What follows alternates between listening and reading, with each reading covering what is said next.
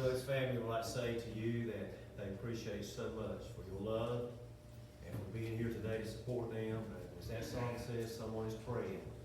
They want to thank you for all the prayers through Doug's sickness and what he went through and what they went through and still going through. And they desire you will continue your prayers for their lives. Continue to lift them up in a very special way.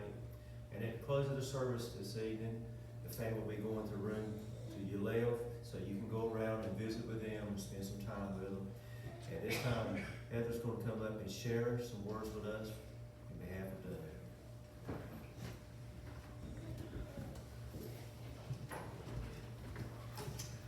Hello, everyone. I get through this. Miss Wanda had the confidence that I could stand up here and speak today, so I'm going to try to get through this the best I can. My name is Heather Barefoot, and I'm married to Doug's stepson, Joey. I met Doug around 19 years ago when Joey and I started dating, and I'm so incredibly honored to stand before you all to honor Doug. We are all here together today to remember Doug. He was a simple country man that didn't have many words to make his presence known. Doug was a man who had peace in the rhythm of nature. Whether he was planting his garden, hunting, or golfing, he understood what it meant to live simply and work hard. And although he didn't often speak his thoughts, we all knew he cared deeply in his own quiet, steady way. When I first started dating Joey, I loved to go to Doug and Miss Wanda's house to help pull and put up corn from their garden. Believe it or not. Doug helped make sure that they had the most beautiful garden. And speaking of corn, well, him and Miss Wanda stayed on me to get all those little, I call them hairs, but they're silks, trying to get all the silks out of the corn before they put it up in the freezer. Doug loved to pick on me about it, and he knew I really didn't like to get too dirty. Doug's garden keeps coming to mind when I think of him, so I wanted to read the following. God's garden.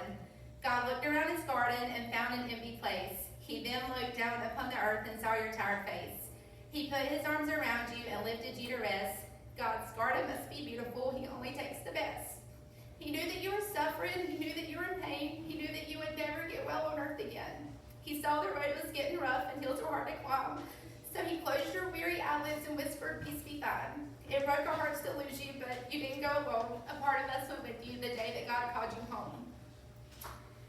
In the later days of Doug's life, Doug made a powerful decision. He gave his heart to the Lord. That moment may have been really quiet here on earth, but I know it was loud in heaven. And today that brings us comfort, because while we will miss him here, I know we all believe he's been welcomed home in heaven with open arms. Doug didn't live loudly, but he lived well. He was a good man, and we are all blessed to have him in our lives. Thank you. Heather, you're doing good. Thank you. You're not just a daughter, you're a daughter-in-law. I didn't get to know Doug very well until last months of his life here on this earth. And I've learned a lot being around Doug, and I got the phone call and said, "Glenn, could you come by and see Doug? He's at the hospital." And I went early in the morning like usual and walked in his room. I knew it was dark, and he turned the light on and introduced myself. He said, "I know you." And of course, Doug at times was a man of not many words. You just sort of feed him a little bit of the words, and then you try to wait to see if they're going to come, what's going to come back. And so I'm always prepared, because I never know what's going to come back. So some of it's good, some of it ain't too good. I just have to say, we need to take a break and pray a while. Now, I didn't know if Doug was one of those, because I knew most of the family, and so I said, "Well, this is one that I'm going to have to ask you, Lord, we pray a little while, and then we go back into the fold."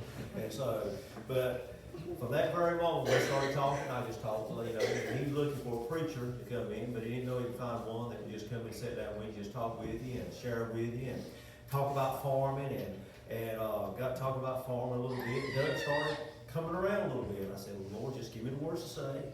And we started talking about different things, and then he started saying this. He says, "Glenn,